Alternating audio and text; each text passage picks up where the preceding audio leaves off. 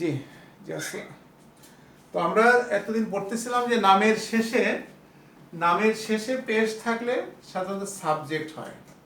আমি দেখেন উপরে লিখছি, এই দেখেন যা, যা মানে কি এসেছিল, তাই না? যা, যা শব্দের মানে কি এসেছিল। আমরা যে ইজা যা পড়ি, ইজা ইজা যা নাসরুল্লাহ, যা মানে এসেছিল। মুসলিমুন মানে মুসলিম, একজন মুসলমান। যদি বলি যা যা মুসলিমুন, অর্থটা কি হবে? একজন মুসলিম এসেছিল, একজন মুসলিম এসেছিল। যদি ওখানে পরের লাইনে আছে একটু অস্পষ্ট হয়েছে, রোয়া, রোয়া মানে দেখেছিল। জাইদুন মানে জাইদ একটা লোকের নাম, জাইদুন একটা জাইদ একটা লোকের নাম। রোয়া মানে দেখেছিল, জাইদুন মানে জাইদ। অর্থাৎ এই যে সরোয়ার ভাই যেমন একটা নাম, আমার নাম শামসুর রহমান যেমন একটা নাম, জাইদ একটা নাম। তাহলে রোয়া জাইদুন মানে জাইদ দেখেছিল। কি দেখেছিল? মুসলিমান, একজন মুসলিমকে দেখেছিল। আগেরটা বললাম যা মুসলিমুন, এসেছিল একজন মুসলমান মুসলিম। আর পরের লাইনে বললাম রোয়া জাইদুন মানে জাইদ দেখেছিল মুসলিমান, একজন মুসলিমকে। অর্থটা পরিষ্কার, তাই না? আর পরের লাইন দেখেন, সামিয়া জাইদুন, সামিয়া মানে শুনেছিল, জাইদ মানে জাইদ। সামিয়া মানে শুনেছিল, জাইদ মানে জাইদ। মিন মুসলিমিন, মিন মানে থেকে, মিন মানে থেকে, মুসলিমিন শেষে মুসলিমের শেষে জের হয়েছে। আমরা জানি যে কয়েকটা অব্যয় যদি নামের শেষে সামনে থাকে শব্দের শেষে জের হয়, যেমন বা, তা, কা, লা, ওয়া, আন, মিন, ফি। আচ্ছা, মিনও একটা। তাহলে কথাটা কি দাঁড়ালো? যা মুসলিমুন, মুসলিমের উপরে দুইটা পেশ থাকার কারণে বললাম মুসলিম, একজন মুসলিম এসেছিল। আর দ্বিতীয় লাইনে বললাম রোয়া জাইদু মুসলিমান, রোয়া জাইদু মানে জাইদ দেখেছিল মুসলিমান, একজন মুসলিমকে। আর পরের লাইনে বললাম সামিয়া, সামিয়া জাইদু, জাইদ শুনেছিল, জাইদ শুনলো মিন মুসলিমিন, একজন মুসলিম থেকে, একজন মুসলিমের কাছ থেকে সে শুনলো। তাহলে প্রত্যেকটার মধ্যে মুসলিম শব্দটা আছে। দেখেন মুসলিমুন আছে, মুসলিমান আছে, মুসলিমিন আছে। তো একবার মুসলিমুনের অর্থ হলো একজন মুসলিম, দ্বিতীয়বারে মুসলিমানের অর্থ হলো একজন মুসলিমকে, আর তৃতীয়বারে অর্থ হলো মুসলিমিন, একজন মুসলিম এর। মুসলিম মিনাল মুসলিমিন, একজন মুসলিম থেকে। তাহলে একটা নামের শেষ বর্ণে পেশ থাকলে অর্থ হয় একটা সাবজেক্ট, জবর থাকলে অর্থ হয় অবজেক্ট। আমি কি করে দেব? জেড থাকলে হবে অর্থাৎ সম্বন্ধ, মুসলিম থেকে। আচ্ছা, এটা শব্দ হয় না?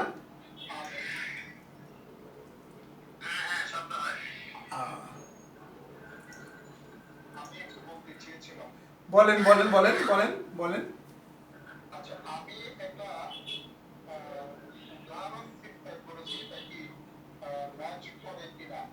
বলেন।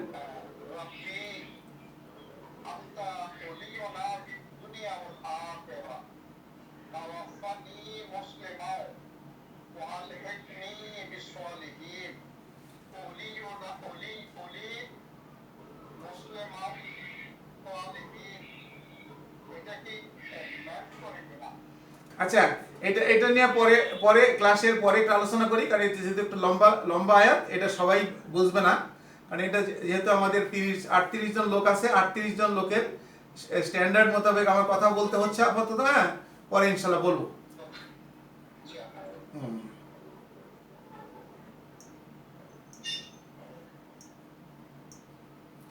তো আমরা বলছিলাম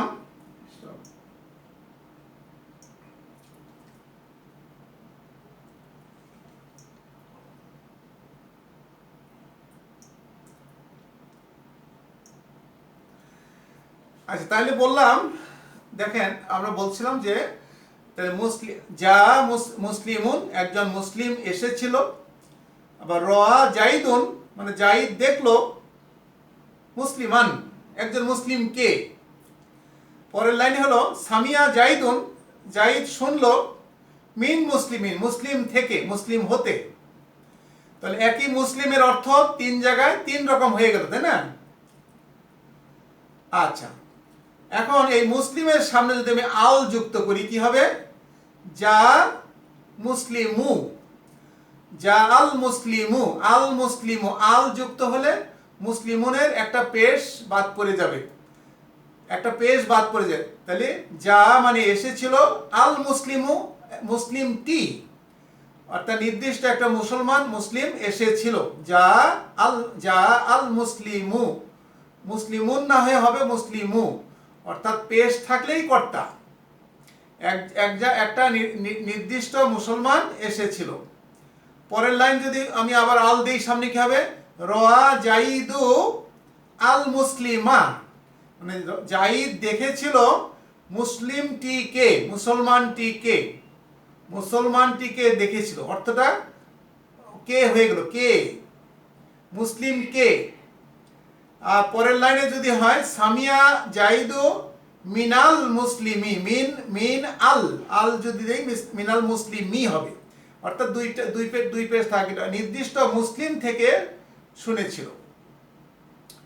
এখন পরের বাম পাশে যদি আসেন, এই মুসলিমের বহুবচন কি? মুসলিমুনা। তাহলে সাবজেক্ট যখন মানে বহুবচন হয় উনা যোগ হয়, উনা।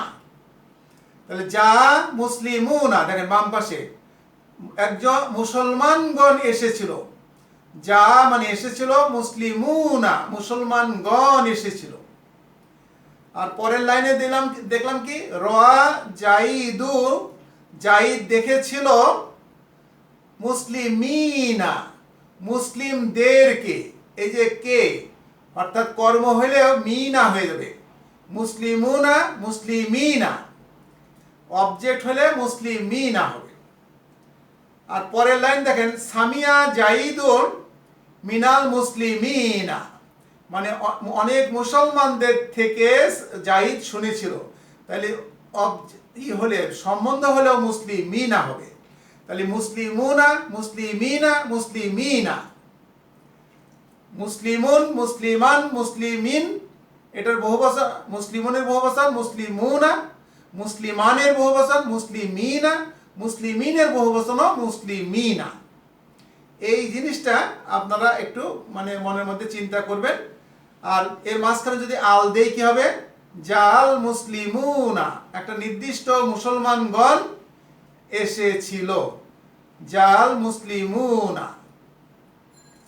পরের লাইন কি হবে? রয়া জাইদু আল মুসলিমিনা, মুসলিমদেরকে দেখেছিল জাইদ, একটা নির্দিষ্ট সংখ্যক মুসলমানদেরকে জাইদ দেখেছিল। আর সামিয়া জাইদু, জাইদ শুনেছিল মিনাল মুসলিমিনা মুসলিমদের থেকে শুনেছিল। এই যে মুসলিমুনা মুসলিমিনা আর মুসলিমিনা, এই অর্থগুলো যে একটু একটু ভিন্ন ভিন্ন হয়ে যাচ্ছে, এই ধারণাগুলা আপনারা যেন মনের মধ্যে আপনাদের থাকে, সেটাই আমার বলার উদ্দেশ্য। আচ্ছা, আমরা বলেন বলেন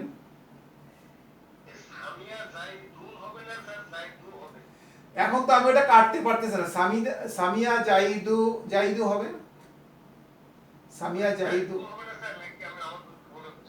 জাইদু হবে। তবে জাইদুন যদি দেন তবু আমার ভুল হবে না মনে হয়।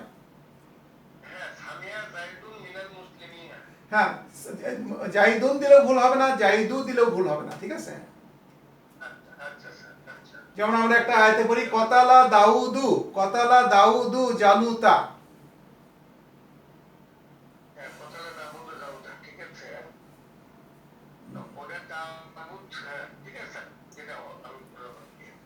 আচ্ছা যাক, এখন শোনেন, আমরা এখন তাহলে আমরা ওই যে কোরআন থেকে সামান্য কিছু পড়ি, সেটা হলো সূরা ইখলাস বোধহয় সম্ভবত, সূরা ইখলাস। আপনারা সব অর্থ জানেন, ইখলাসের অর্থ আপনারা জানেন কোথায়।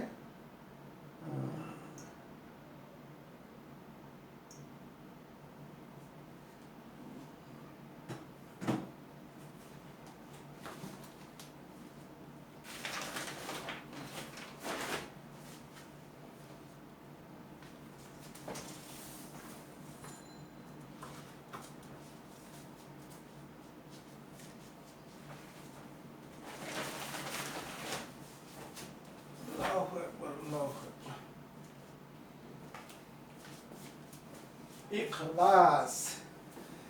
এখন পুরানা যারা ডকুমেন্টস ফাইলস, কোথায় যাই আমি তো ভুল করতেছি, আমি তো কোরআনে যাব। আচ্ছা, আমরা সেদিন মাসাদ পড়ছিলাম, মাসাদ, তাই না? খেজুরের পাকানো রশি। দেখেন তো আপনাদের এই স্ক্রিনের মধ্যে দেখা যায় কিনা? আচ্ছা, দেখা যাচ্ছে, তাই না? দেখা যাচ্ছে। আমরা একটা কথা বলি, খ লাম, সূরার নাম কি হলো? ইখলাস। খ লাম সাদ, খলাসা। খলাসা এর 4 নম্বর ফর্ম হলো আখলাসা। আমি আরেকটা মোবাইল, ওই যে একটা রেকর্ড করব, তো আমি একটা ভিডিও রেকর্ড করব, তো একটু ওইটা একটু এটা সোজা করে রাখি। দেখেন 100 কত নাম্বার, 112 নাম্বার। একই হাতে 2-3টা কাজ করতে হয় তো।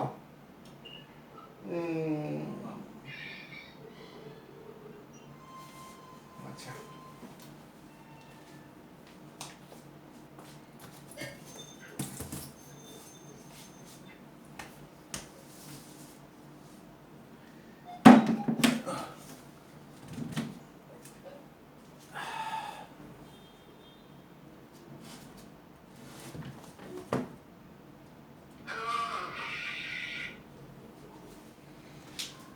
হ্যাঁ, শব্দটা ছিল আখলাসা।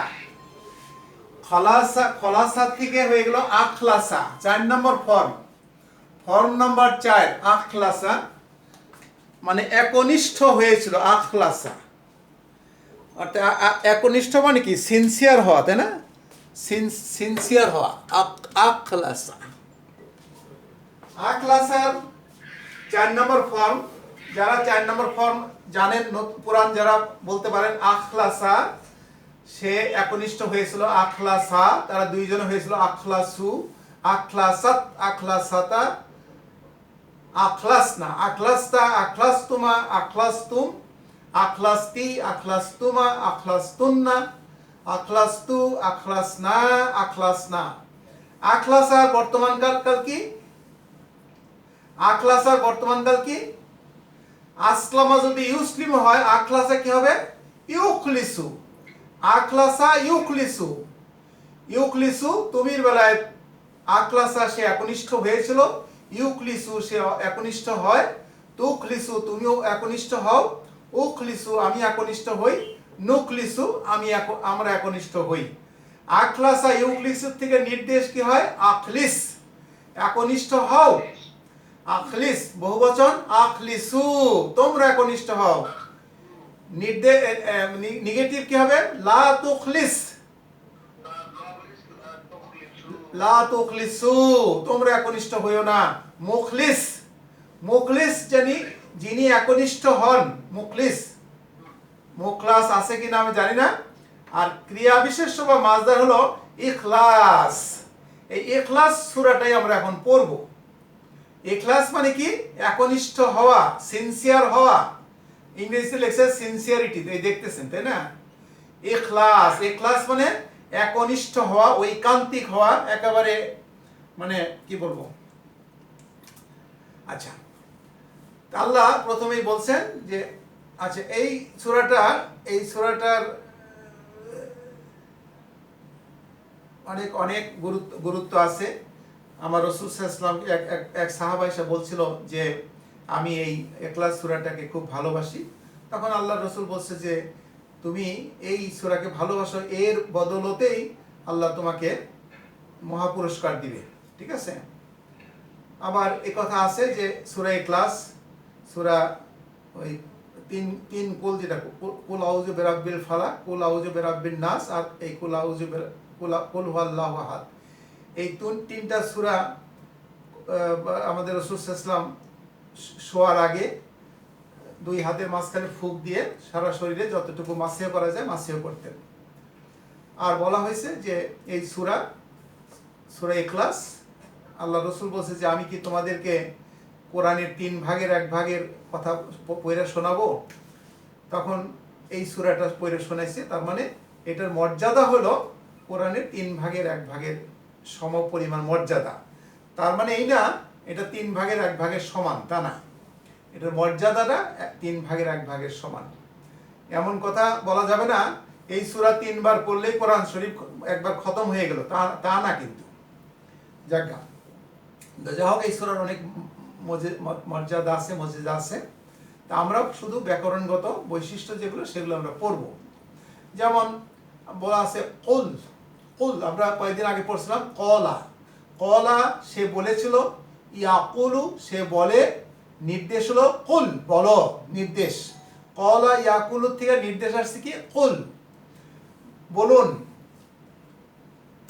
হুয়া আল্লাহু আহাদ, হুয়া মানে তিনি, আল্লাহু মানে আল্লাহ, আহাদুন মানে এক। আচ্ছা এই যে হুয়া আল্লাহু আহাদ, আমরা এতদিন যারা নতুনদের কথা বলছি যে আমরা ডিটাচড প্রোনাউন পড়ছি, হুয়া, হুমা, হুম, এই হুয়া আসছে। এই হুয়া কি অ্যাটাচড প্রোনাউন হয়েছে না ডিটাচড প্রোনাউন হয়েছে? বলেন তো একজন নতুন, অ্যাটাচড হয়েছে না ডিটাচড হয়েছে? হ্যাঁ, ডিটাচড প্রোনাউন। হ্যাঁ, এটা হলো ডিটাচড প্রোনাউন। এটা কারোর সাথে যুক্ত হয় নাই, বাক্যের প্রথম দিকে আছে, যুক্ত হয় নাই। কুলটা যদি বাদ থাকতো, কুলটা যদি নাও থাকতো, এখানে হুয়া আল্লাহু আহাদ অর্থ হইতো, তাই না, তিনি আল্লাহ এক।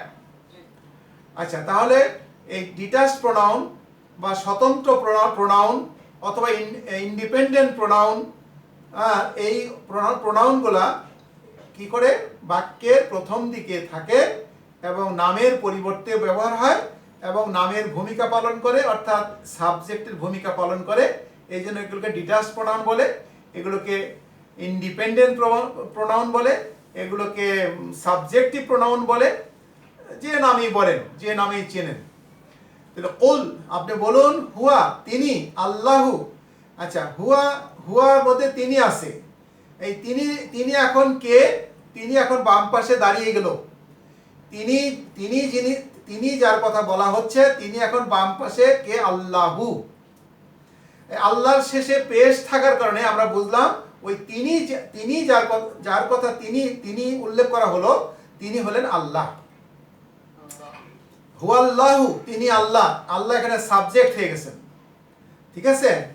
তাহলে হুয়া আল্লাহু মিলায় একটা সাবজেক্ট হয়ে গেল, তিনি আল্লাহ। আহাদুন, আহাদ মানে এক, অর্থাৎ এক আল্লাহ, তিনি একমাত্র আল্লাহ। আল্লাহু সামাদু, আল্লাহ অমুখাপেক্ষী। তাহলে আমি আবার আমার ভুল ভাঙি, আমি বারবার বলতেছি যে শব্দের শেষ বর্ণে পেশ থাকে সেটা সাধারণত সাবজেক্ট, এই কথা বলছি। এখন আমাকে আপনার প্রশ্ন করতে পারেন কেন আল্লাহর উপরেও, আল্লাহর শেষেও পেশ আছে, সামাদুর শেষেও পেশ আছে। তাহলে আপনি বললেন যে শব্দের শেষ বর্ণে পেশ থাকে সেটা সাধারণত সাবজেক্ট। এখন তো দুইটার উপরে পেশ আছে, তাহলে আমরা কি দুইটাকেই পেশ বলবো? না। এখানে নিয়ম হলো যতই আমরা অগ্রসর হব ততই আস্তে আস্তে আমরা নিয়মগুলো শিখব। এখানে নিয়ম হলো একটা বাক্যে যদি একাধিক শব্দে একাধিক নামের শেষে পেশ থাকে, হ্যাঁ, তাহলে প্রথম নামটা হবে সাবজেক্ট, পরবর্তী নামগুলো হবে অবজেক্ট। কথা বুঝতে পারছি? একটা বাক্যে যদি একাধিক নামের শেষ বর্ণে পেশ থাকে তাহলে প্রথম পেশ যুক্ত যেটা নামটা সেটা হবে সাবজেক্ট, আর তার বাম পাশে যতগুলা পেশ যুক্ত নাম থাকবে সেগুলো হবে অবজেক্ট। এখন যদি বলতো হুয়া হুয়া আল্লাহু সামাদু খলিকু মালিকু, আরো কথা বলতে পারতো, তাই না? তাহলে সবগুলোই কিন্তু অবজেক্ট হইতো। এই আল্লাহ হলো সাবজেক্ট। বলেন।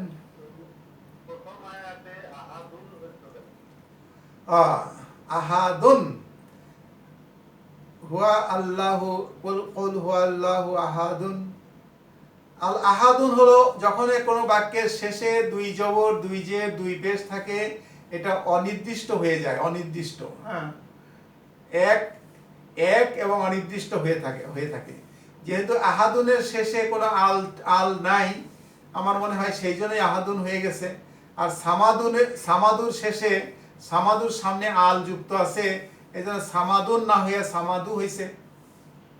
এটা সরল কথা।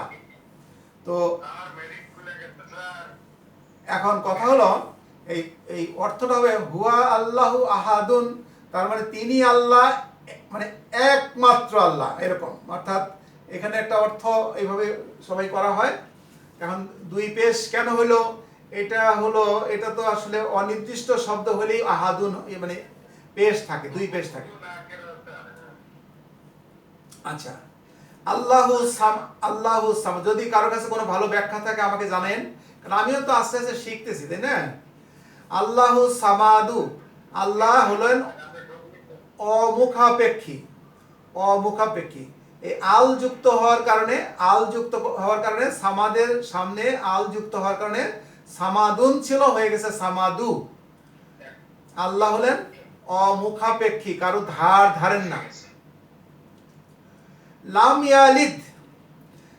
ইয়ালিদ, তিনি জন্ম দেন নাই, কাউকে জন্ম দেন নাই। ওয়ালাদা, জন্ম দিয়েছিল। ইয়ালিদু, জন্ম দেয়। ওয়ালাদা ছিল, ওয়ালাদার বর্তমান হলো ইয়ালিদু, শব্দটা ছিল ইয়ালিদু। দালের শেষে পেশ ছিল, কিন্তু ওই লামের কারণে, ওই যে সামনে লামের কারণে ওয়ালাদা ইয়ালিদুর শেষে সুকুন হয়ে গেছে, জজম হয়ে গেছে। এখন ব্যাকরণ হলো লাম, লাম্মা, লাম আমর, লাম নাহি, ইন শর্ত। এই অব্যয়গুলা বর্তমানকালের ক্রিয়ার প্রথমে থাকলে বর্তমানকালের ক্রিয়ার এক বচনে সুকুন বা জজম হবে, দ্বিবচনে নুন বাদ পড়ে যাবে, বহুবচনে নুন বাদ পড়ে যাবে। এখন যেহেতু এক বচন আছে, লাম ইয়ালিদু না হয়েছে কি লাম ইয়ালিদ, তিনি জন্ম দেন নাই কাউকে। ওয়ালাম ইউলাদ প্যাসিভ হয়ে গেছে। ওয়ালাদা ইয়ালিদু ইউলাদু ছিল, হয়ে গেছে ইউলাদ। ওয়ালাম ইউলাদ, তাকেও জন্ম দেওয়া হয় নাই। এটা বুঝতে পারছি?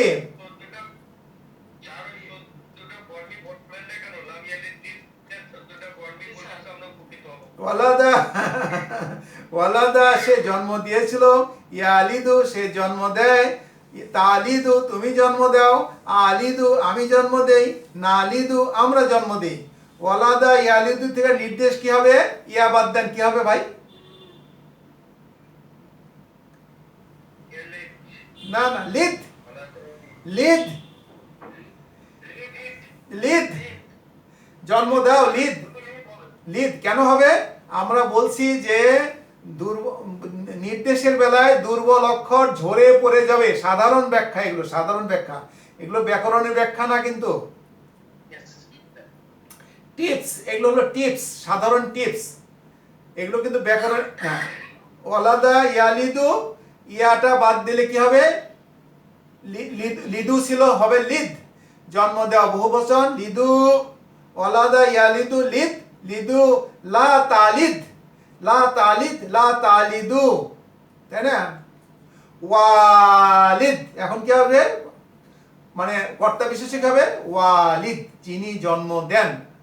আমাদের গ্রামে গিয়া বলেন, বগুড়াতে বলে না, ভাই তোমার আপনার ওয়ালিদ সাহেব কি জীবিত আছেন? ওয়ালিদ মানে কি, যিনি জন্ম দেন, জন্মদাতা, পিতা।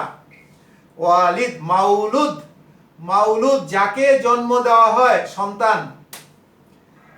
আর মাজদার তো আমি এই মুহূর্তে বলতে পারতেছি না, ওয়ালাদা ইয়ালিদু লিদ, দেখি ওয়ালাদা ইয়ালিদ, ইলাদাহ, ইলাদাহ, ইলাদা, দেখছেন কত কঠিন মাজদার, ইলাদাহ। ওয়ালাদা ইয়ালিদু লিদ, ওয়ালিদ, মাউলুদ, ইলাদাহ। এত আমাদের মাজদার টাজদার নিয়ে এত আমাদের ভাবনার দরকার নাই। আমাদের পরীক্ষায় এত আসবেন না, বুঝলেন, আমাদের পরীক্ষায় এতগুলো আসবে না। কোরআনে এত শব্দ নাই, প্রত্যেকটা শব্দের রূপ কোরআনে নাই, হয়তো একটা শব্দের 2, 3, 4টা চেহারা আছে। তাহলে লাম ইয়ালিদ, তিনি জন্ম দেন নাই কাউকে। ওয়ালাম ইউলাদ, তাকেও জন্ম দেওয়া হয় নাই। ওয়ালাম ইয়াকুন, ওয়া মানে এবং, লাম মানে না, ইয়াকুন, কানা ইয়াকুনু, ওই যে লামের কারণে ইয়াকুনু না হয়ে ইয়াকুন হয়েছে। লাম ইয়াকুন লাহু, লা মানে জন্য, হু মানে তাকে। আমরা একত্রে পড়ি কি, ওয়ালাম ইয়াকুন লাহু, তাই না?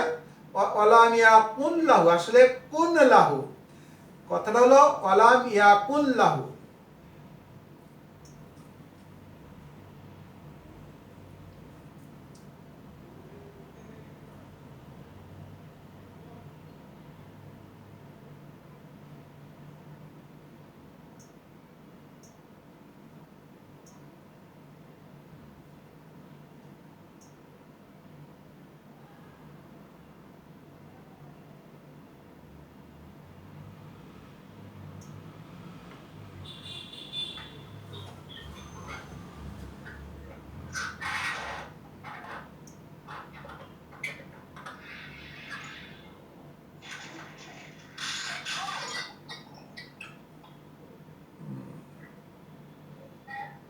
আলহামদুলিল্লাহ, আমার ভাইরা অনেক অ্যাডভান্স হয়ে গেছে, মানে এই যে ক্লাস শেষ হয়ে গেলে যে আবার ইন করতে হয়, সেই জিনিসটা তারা সহজেই রপ্ত করে ফেলছে, তাই না?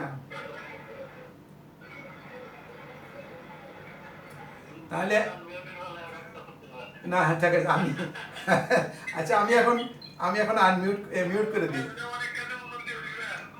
জি জি জি জি, ঠিক আছে। আমরা দেখেন শেয়ার করি, কোরআন থেকে শেয়ার করি, স্ক্রিন শেয়ার করলাম। আমাদের কোরআন পড়া প্রায় শেষ হয়ে গেছে।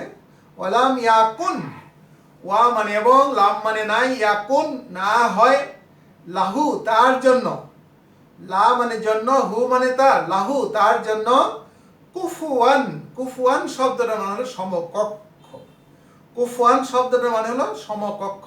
আহাদ, অর্থাৎ আহাদ মানে একজন বা কেউ, কেউ একজন, তার সমকক্ষ নাই। তাহলে আমরা প্রথম থেকে একটু পড়ি, আমরা অর্থ বলেন তো। কুল হুয়াল্লাহু আহাদ, কুল, বলুন তিনি আল্লাহ এক। আরবের লোকেরা আমার আল্লাহ রসুলের কাছে আল্লাহর বংশ পরিচয় চাইছিল। আরবের লোকেরা যারা বিধর্মী, তারা আমার রসুলের কাছে মানে রসুলের বংশ পরিচয় চাইছিল। তো সেই প্রেক্ষিতে এই সূরা নাজিল হয়েছে। আল্লাহ বলছেন, আচ্ছা আবার ইকো হয় কেন? কুল হুয়াল্লাহু আহাদ, বলুন তো, অর্থ বলেন।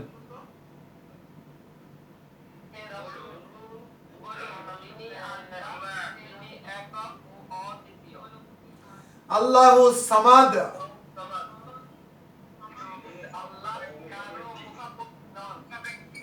লাম ইয়ালিদ,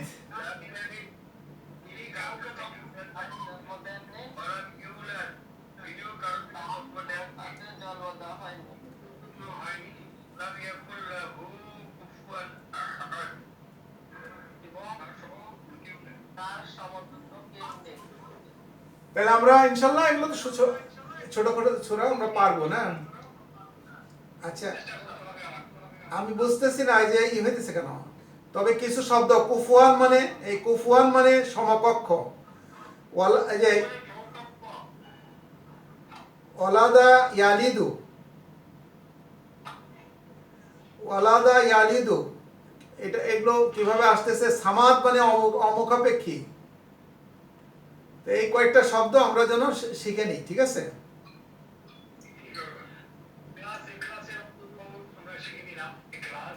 আর এই যে এখলাস শিখলাম তে মানে আখলাসা, ইউকলিসু, আকলিস, মুকলিস, মুখলাস, ইখলাস। ইখলাস মানে একনিষ্ঠ হওয়া। আচ্ছা, এখন আমরা কোথায় যাব? আমাদের ডাউনলোড খলাসা, খ লাম সাদ। খলাস মানে মানে এখান থেকে আসছে আলিফ খ লাম সাদ, আখলাসা। আখলাসা সে একনিষ্ঠ হয়েছিল। বর্তমানকাল ইউখলিসু, সে একনিষ্ঠ হয়। নির্দেশ আখলিস, আখলিস একনিষ্ঠ হও। আসলামা ইউসলিমু, আসলিম। আখলাসা, আখলাসা ইউখলিসু, আখলিস। কর্তা বিশেষ্য মুখলিস, কর্তা বিশেষ্য মুখলিস। কর্ম বিশেষ্য মুখলাস।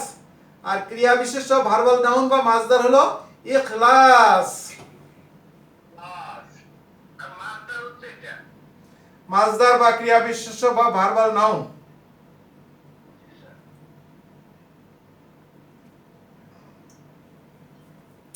আমরা আমরা পড়তেছিলাম, কি পড়তেছিলাম? কত নম্বর অধ্যায়?